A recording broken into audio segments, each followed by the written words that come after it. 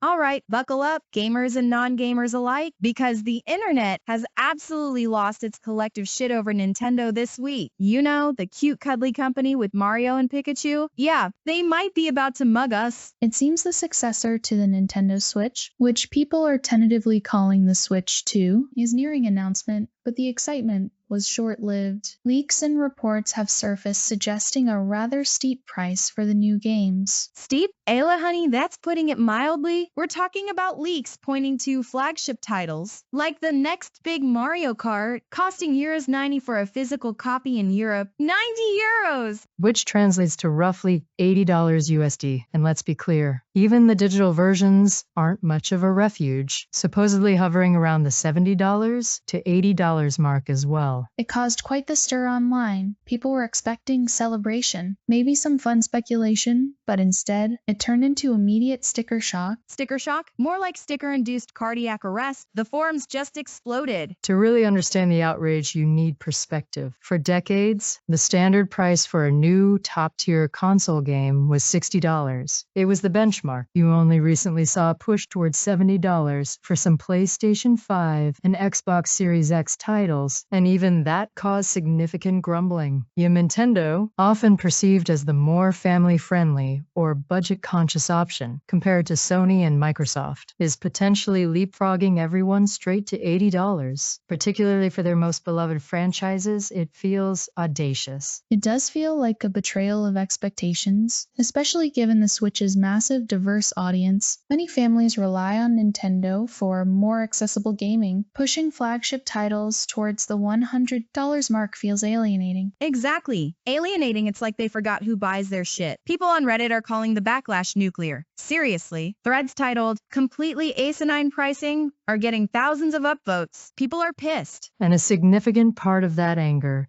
stems from Nintendo's historical pricing strategy. They are notoriously resistant to discounting their first-party games. You can walk into a store today and find a 5-year-old Mario game still selling for $59.99. It's become a running joke, the infamous Nintendo tax. But it's less funny when you're staring down the barrel of an $80 launch price, knowing it might never significantly drop. You're essentially paying a premium forever. Oh yeah? The memes were instantaneous and brutal. Yamyo holding a gun to your wallet. Yamireo just swimming in cash Scrooge McDuck style. My personal favorite was someone tweeting, "Switch 2? More like Switch wallet to off fucking gold. You guys online are geniuses sometimes. Seriously, keep the rage memes coming." Beyond the emotional reactions, there has been debate about potential justifications. Some speculate that the new Switch 2 cartridges might be higher capacity, using more advanced or expensive memory, thus increasing the production cost for physical copies. That's the charitable interpretation, Ella, and it makes a sliver of sense for physical media, maybe. But how does that justify an $80 price tag for a digital download? There's no cartridge, no manufacturing, no shipping. That argument falls apart instantly. Let's call it what it likely is: leveraging brand loyalty and franchise power to maximize profit margins. They know millions will buy the next Zelda or Mario Kart, regardless of the price, so they're pushing the boundary to see what the market will bear. It's pure corporate greed disguised as, well, they barely even disguise it. It's the Nintendo tax on steroids. So, they think we're all just mindless sheep who'll cough up $80 because it's Mario? Are they fucking serious? For euros 90, you could get like 2 decent indie games and still have change for pizza, or almost a whole year of Game Pass. It raises questions about value perception. What does an euros 90 game need to offer to feel worth it? Does it come gold-plated as some joked, or include a personal visit from Shigeru Miyamoto? It definitely puts pressure on the perceived value, and it impacts their brand image.